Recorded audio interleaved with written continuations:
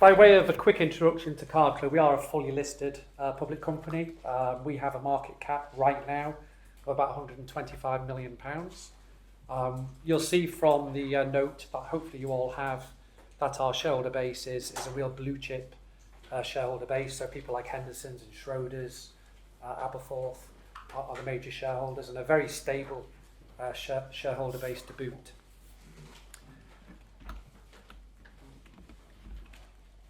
Okay, so what we are a fairly diverse manufacturer.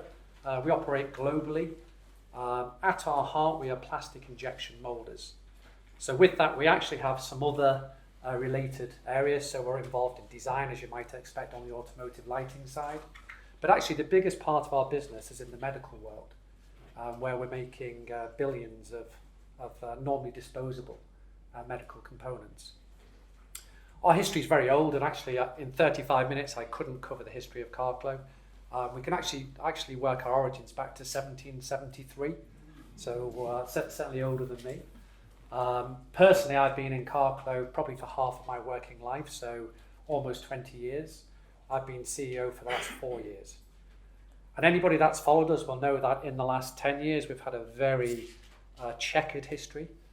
We actually did dabble in some technologies which in the end weren't successful, and the last 4 years has been, in effect, a refocus back onto our core manufacturing businesses, and now we are 100% dedicated to those core manufacturing areas. Unlike probably the two previous presentations, actually our strategy is remarkably simple. So we don't have some unique technology. We have lots of skills, we have lots of talent in the organisation, but actually what we do is we just make things. So we make things using very simple technologies, and what we add to that is know-how, design skills, a real focus on customers. But actually the strategy we developed 4 years ago is a really simple one. It was just simply expanding our manufacturing base. So we operate internationally. We have a dozen or so sites, and what we felt is that our overhead base was just too high for the way we were set up, and therefore we've driven real growth into the organisation. So we have 3 divisions. So Carclo Technical Plastics, injection molder. There we have 8 sites. So we have sites in North America. We have sites in Europe, so in the UK, Czech Republic. We have a site in India and also a site in China. As I said, we make billions of disposable products. We have a revenue of £88 million. Most of that comes from half of the top 20 global medical device manufacturers, predominantly US-based companies. Our LED business has one core company within that business called YPAC. Anybody who's into motorbikes or old vehicles will have come across that brand name. Used to make things like spark plugs, wiper blades, but actually has reinvented itself in the last 15 years or so, and now it's pretty much dedicated to designing and manufacturing lights, normally for prestige cars. Revenue there, £43 million, operates out of, or manufactures out of one site, but you'll gather later in the presentation we recently acquired a Czech design business for that group as well. And then we have a legacy business, an aerospace company, where we actually make control cables for aircraft, also make some machine components. It's a European market, much smaller, revenue £7 million. You may ask why we still have that business, but I'll explain that as we go through the presentation. So as I said, it's a simple strategy. It's not rocket science. Our focus is on revenue growth, top line growth, because for us, we know that delivers bottom line growth. So over the last 4 years, we've actually grown revenues by a compound rate of over 12%. And in fact, actually, that might seem like a fairly tough task. It certainly feels like it on a day-to-day basis, but actually our markets are enormous. So we have, certainly on the technical plastic side, there really is no constraint on the size of the market because we are so small in terms of our market share. If I look at automotive, of course, we have a small market share, maybe in the area that we focus on though, which is the prestige, supercar, luxury car area. Our market share is maybe towards 30%. So investing in that growth, in effect, means that we can leverage the overhead base. We don't really have pricing opportunities, so we have lots of technology, but actually it's hard to price that because there is competition in the market. In terms of our growth strategy, we made 2 acquisitions in the year, but actually our strategy is more around organic rather than inorganic growth. And in all cases, we believe that organic growth for Carclo means that we're investing actually based on customer projects. We're never doing it speculatively. So we have in our eyes, we certainly have almost a certainty to returns on investment. And again, we'll explore that as we go through the presentation. Perhaps a misunderstood area for Carclo is that actually we have incredible visibility in the business. So our contract lives, certainly in medical, our longest contract's now been running for 25 years.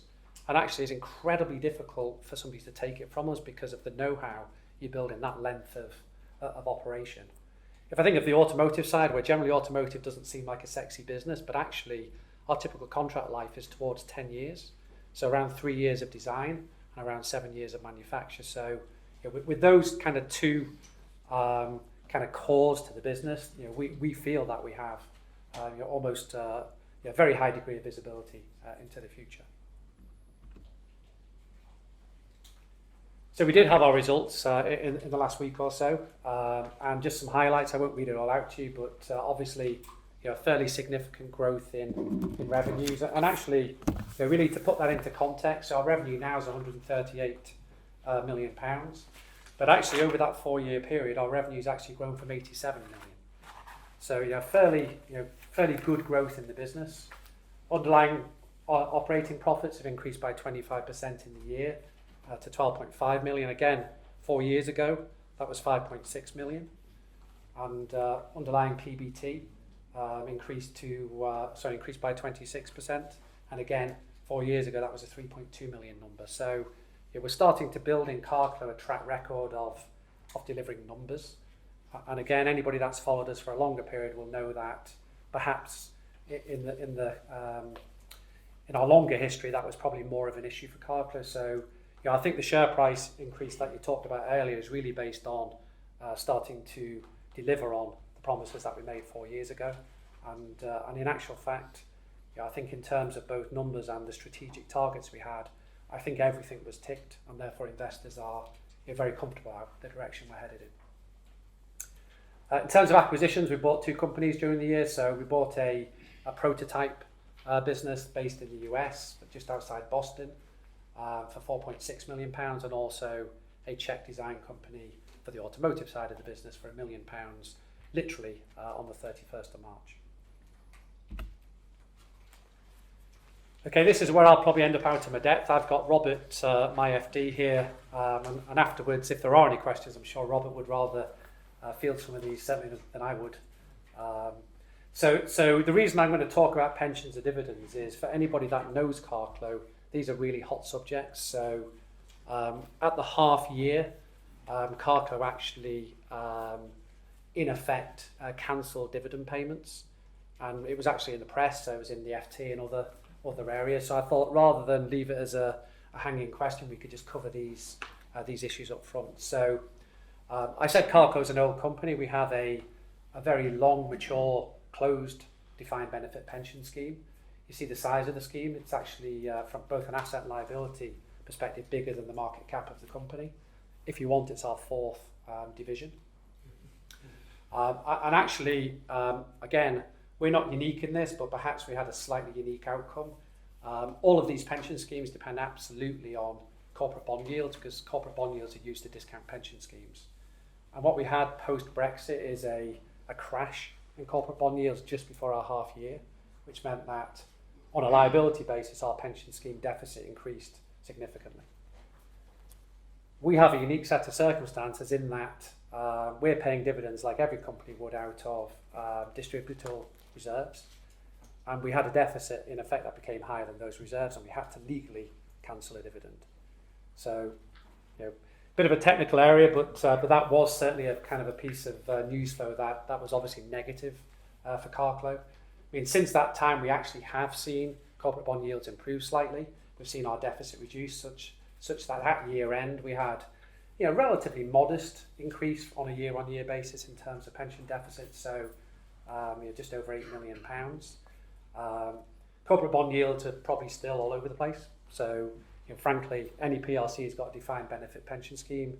you dread getting up in the mornings and looking at that yield rate because it fluctuates fairly considerably.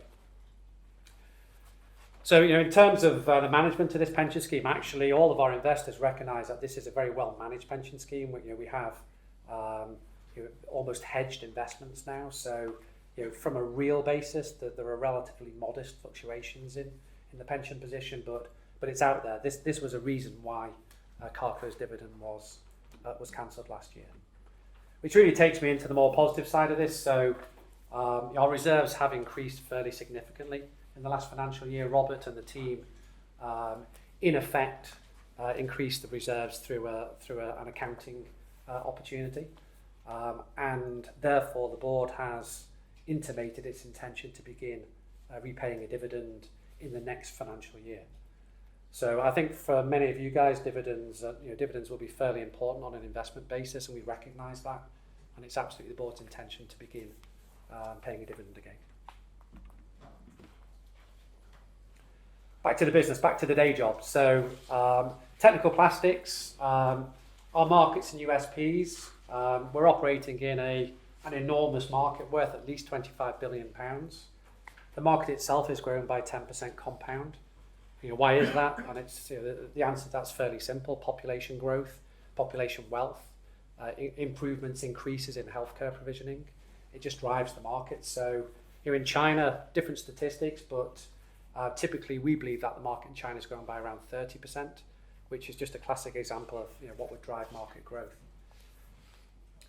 We are globally located, as I said earlier, and actually our customers are themselves globally located. They're after each of the markets. We're manufacturing in multiple countries, not because of cost. I mean, we don't like China. We don't like the cost increases in China. That is something we feel as well. But actually, all of our production in China is consumed in China. So you have to be in the market in order to service the market. Typically, with our top 10 medical device customers, we operate in at least 3 regions for each of those customers. So we truly are globally supporting them. I said at the outset that we're injection molding. So we're injection molding, which sounds like a relatively simple process, but for every injection molding machine we normally have an equal size machine at the side of it, which is doing things like measuring the size of the device, counting the device, taking photographic records or other key measurements, and then in effect tracking through the lifetime of it, or holding through the lifetime of that particular product, all of that data history. So that's become increasingly important under all the FDA guidelines. And now what we've actually done as a business model is had our customers in effect co-invest in that equipment with us, and that makes the business incredibly sticky. Once you've co-invested, or once you've at least designed that equipment for your own integration, it's just so tough for that customer to move those products elsewhere, which really is why we can hold on to these products for such long periods. In the medical world also, there is an incredibly long validation period. So when we talk about visibility in this business, if we win work in the medical area, then typically we won't be producing anything from that win for 12 to 18 months. And even then, for the next 12 months, we probably only want to get maybe 50% of the expected demand as the products are launched into the market. So right from the outset, we have probably a minimum of a 5-year contract with customers, which means that we're able really to quantify where the growth is and how what value these sorts of products will have for us going forward. On a return on investment basis, that actually makes life quite simple for us, because we can look at opportunity A versus opportunity B. We can pretty much track where the volumes will be and therefore make the right investment decisions. Perhaps one of the biggest turning points for Carclo in terms of this business was actually creating global quality systems, which our customers therefore can audit one site and in effect have performed probably 80% of their audit on the whole of Carclo. And that means that if we win a particular customer, say in the US, then it's very easy to migrate that customer and its opportunities into China. So that's probably something that differentiates us from the smaller competitors that we have. And in effect, we're operating much like the £1 billion plus competitors in our market. Okay, briefly, evolution of the division. So how did we end up with this business? Well, actually, we made many acquisitions in the 90s and noughties. We were generally acquiring automotive businesses. And And you can imagine automotive businesses tended to be very cyclical. So if GM were doing well, then we had good business. If GM were suffering, then our business wasn't so good. The existing management team of Technical Plastics in effect morphed this business towards medical work. And now we have 73% of all the business in the medical arena. Our intention is to grow that further. So one of the sites that really is non-medical right now in our portfolio is the Czech site. And we have some major opportunities now in Eastern Europe in our sales funnel. And we're working now on increasing the skill set of the Czech team in order that we can in effect grow that 73% number. Again, if you follow Carclo, you'll see we've been investing fairly heavily. So again, from an investor perspective, always lots of attention to our CapEx numbers. So CapEx runs in Carclo right now probably double depreciation. But actually what we're doing is we're only ever investing if we have customer contracts behind those investments. So we are never investing speculatively in Carclo. Are these sort of molds that you're investing in? No, it's, I mean, in truth, it's probably two areas. So it's expanding sites. So it's expanding sites, not grading sites. And then the second thing is production equipment, which are more injection molding machines rather than the molds themselves. Molds are nearly always bought by customers. Okay, so this is just extracted from our recent shareholder presentation. I won't dwell on it too long, but you just see the performance in the year. So turnover or revenue up from 70 million up to almost 88 million. Probably the one highlight from that slide is we set an external target where we said our margin will hit 10% in this business, the operating margin. You can argue we failed at 9.9%, but actually, if we adjust for currency, we were 10.2. So we hit that milestone as far as our shareholders were concerned. And actually, on a forward basis, we think that 10% is probably the right number and a sustainable number. Okay, Technical Plastics into the future. So, we have lots of growth opportunities. We actually closed the year out with both a record order intake and a record opportunity pipeline. We have positioned ourselves in our key customers who are growing, but we've positioned ourselves in effect as one of the 3 or 4 approved strategic vendors, which means that we will get growth not just from growth of existing products, but we're starting to see lots of opportunities migrate towards Carclo, which will deliver growth for us in probably 3 to 4 years' time as well. So for us, it's a very sustainable model. We have an invested footprint of about £120 million worth of capacity, so some spare capacity to go. We run out of capacity first in the US, and therefore we did signal in our statements that probably the next area that we will make a move is the US, probably somewhere around the Boston area. That's CTP, or Carclo Technical Plastics, in a nutshell. Easy to get more excited by the LED technologies business, probably because I like cars. That's probably why I get excited here. So very, very different end markets, but actually at the heart, the same manufacturing technologies, because everything we make in this business is also injection molded. So very much the same manufacturing skill set, albeit very different marketing skill set.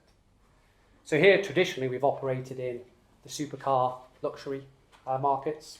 So Aston Martin, I mentioned, I'll show you on a slide or two all the customer names, but Rolls-Royce, Bentley, they're the sort of customers we have. And just to be very clear, we're making the whole light. So we're designing it, making it. We just buy in the LED chip, and everything else, in effect, we've either designed or manufactured ourselves. Traditionally, we've operated in the supercar luxury segment because the volumes were low, which meant that the competition, so big groups like Hella, ZKW, those sorts of companies, £1 billion plus turnovers, they've not really been attracted to these low volume areas because they saw they could make more money from the higher volume areas. So our competitors would rather do a Ford Focus than Bentley Bentayga. That's given us almost the opportunity to create our own niche here, build our reputation, and obviously we're exploiting or taking advantage of that. When we looked at this market, we said to ourselves probably 18 months ago now, we said, we see this market probably peaking in the next 3 years. What should we do? And we've looked at the alternatives. We said, should we in effect diversify into other markets? In truth, there are no markets that are similar to this. Aircraft, shipping, etc., very small markets, much lower value markets than automotive. We said, could we deliver other products to the customer base? But actually, it's a very saturated area, hard to differentiate ourselves.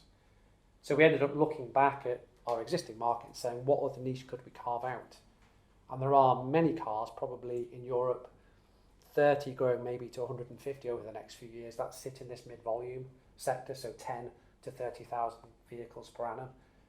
Cars like a Porsche 911, that would be the sort of car that sits in this kind of sector.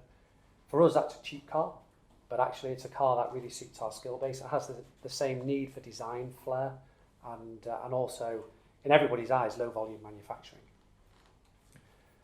So, on top of that market growth, we actually see opportunities in other areas as well. So, I'm sure everybody here has kind of looked at what's happening with electric cars or hybrids.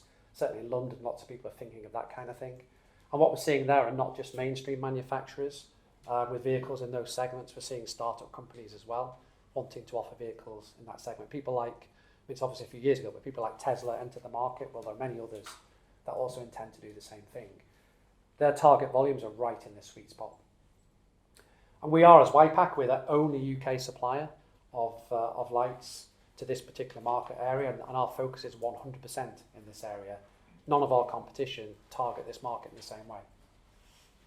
And what do we do differently? Well, actually, we design these lights, but everything we do is unique. So our competitors, a good example, I won't say the manufacturer is, we actually lost some work to a competitor.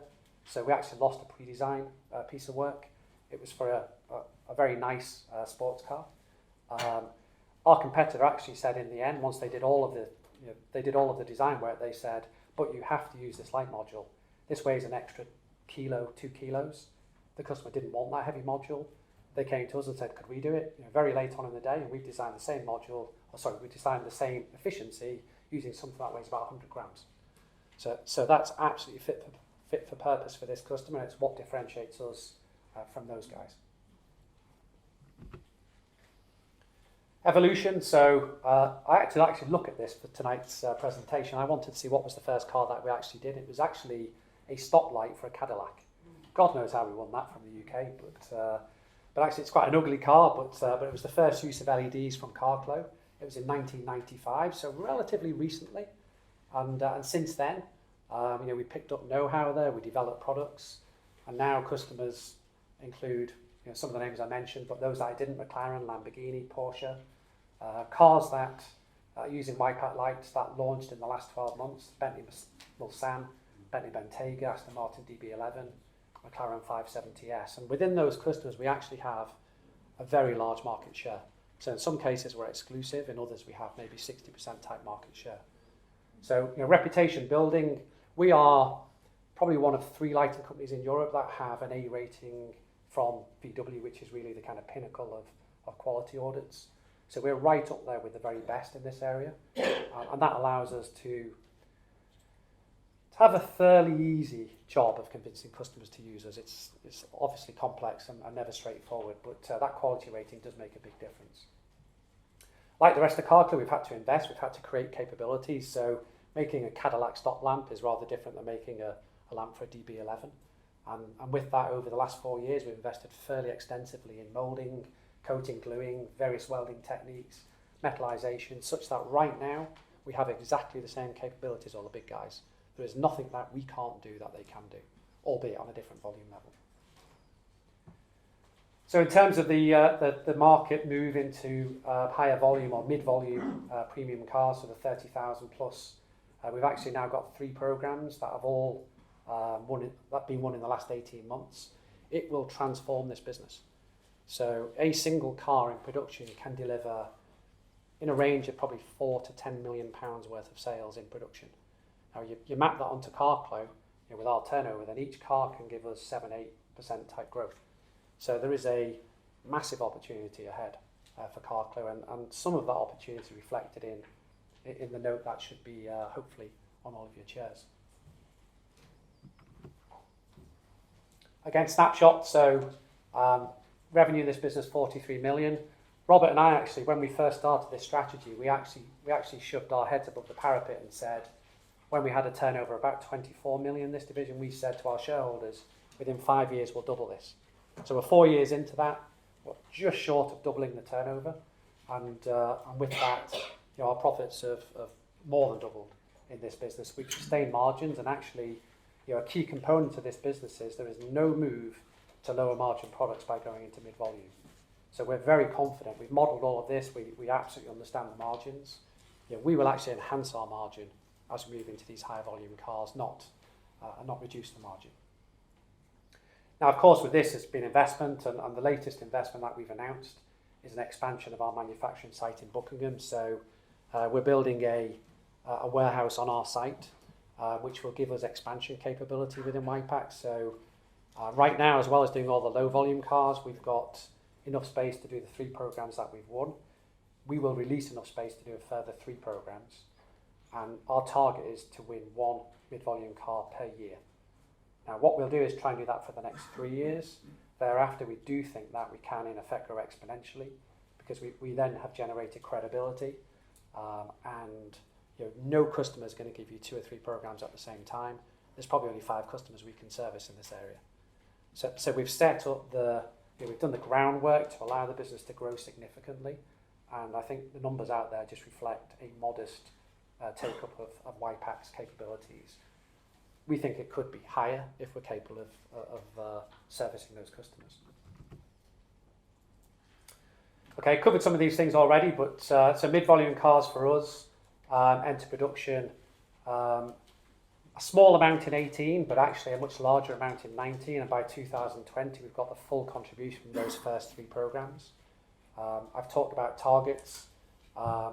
Customer appetite here is very strong. They want to be serviced by somebody who wants them.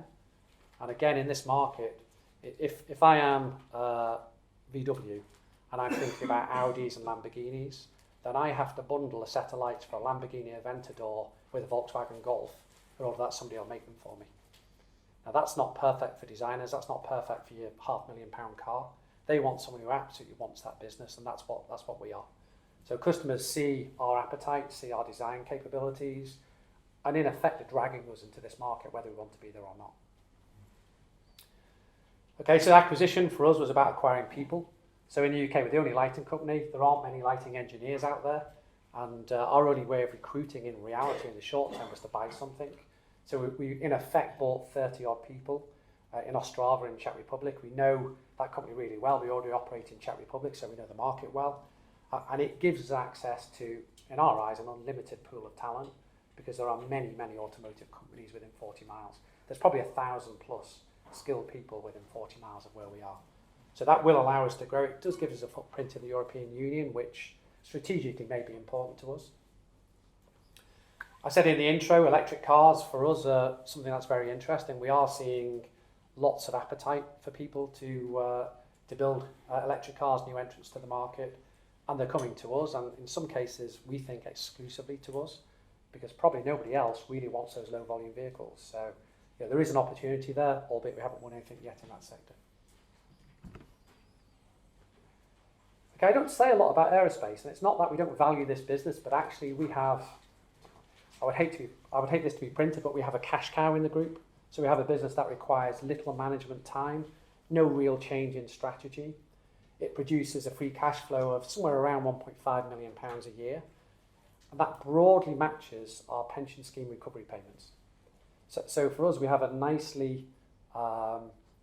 match between those two cash flows in a steady market, in a very regulated market, in one that requires significant approvals, and therefore business is sustainable and protectable.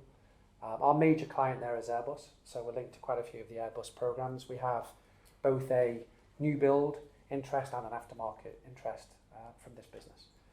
Nicely profitable. We think that profits should be sustainable in the range of 1 to 1.5 million on a forward basis, and therefore a nice business to own. Okay, going forward, so I'm probably repeating things I've said, but our focus is on organic expansion. We have to say we look for small bolt-on acquisitions because that's what we've been doing. So 2 businesses acquired in the last 12 months. In truth, I don't see anything else in the medium term. Next 2 to 3 years, I think we've got all the right capabilities, but there may be opportunities arise. So we do expect in things like autonomous vehicles, there may be some additional technologies being used in the market. So we'll keep our eyes open. We keep talking to people in the sector, but we will be focused on organic growth. The acquisition of Precision Tool and Die for Technical Plastics, this Boston-based business, for us just gives us something new. We have something else to offer the same customer pool. So here we can do pre-FDA approval parts, we can do cheap, rapid tooling. Through that acquisition, we got 3 further top 20 global medical device customers, so something else to build upon. And our target for that business is to take advantage of those synergistic opportunities. So absolutely we're focused now on growing those 3 new customers. And actually, it will take us 5 to 10 years to grow them efficiently. It takes that long in the medical device world. So YPAC, obviously, I've outlined all the growth opportunities. The move into this mid-volume segment for us will be a significant change to our business. What we have to do as a group and as a board is manage the capex, because we are certainly, at least from a balance sheet perspective, relatively constrained. We have debt which is forecast to be by the end of this financial year something around 28 million, but what we have gone on a forward basis, within 3 years we're almost debt free. So cash flows from all of these operations are increasingly relevant, and it will increase our firepower as we move through the next few years.